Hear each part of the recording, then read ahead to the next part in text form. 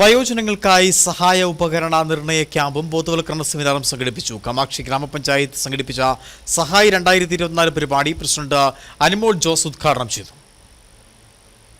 കാമാക്ഷി ഗ്രാമപഞ്ചായത്ത് 2024-25 വാർഷിക പദ്ധതിയിൽപ്പെടുത്തി വയോജനങ്ങൾക്കായി നടപ്പാക്കുന്ന സഹായ് 2024 പദ്ധതിയുടെ ഉദ്ഘാടനമാണ് നടന്നത്. വയോജനങ്ങൾക്ക് സഹായ ഉപകരണ നിർണയ ക്യാമ്പും ബോധവൽക്കരണ സെമിനാറുമാണ് സംഘടിപ്പിച്ചത്. തങ്കമണി സെന്റ് തോമസ് പാരിഷ് ഹാളിൽ നടന്ന പരിപാടി പഞ്ചായത്ത് പ്രസിഡന്റ് അനുമോൾ ജോസ് ഉദ്ഘാടനം ചെയ്തു.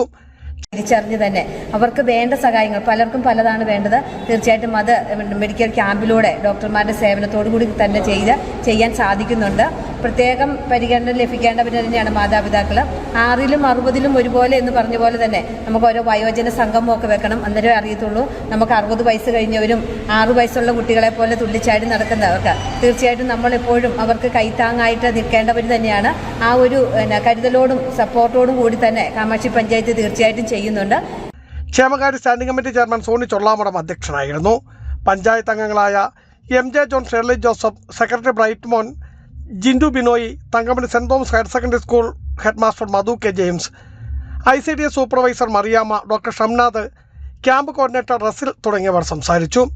പഞ്ചായത്ത് പരിധിയിലുള്ള നിരവധി വയോധികരും ചടങ്ങിൽ പങ്കെടുത്തു. Biju Vaishan Parambil, Idukki vision news, Idukki.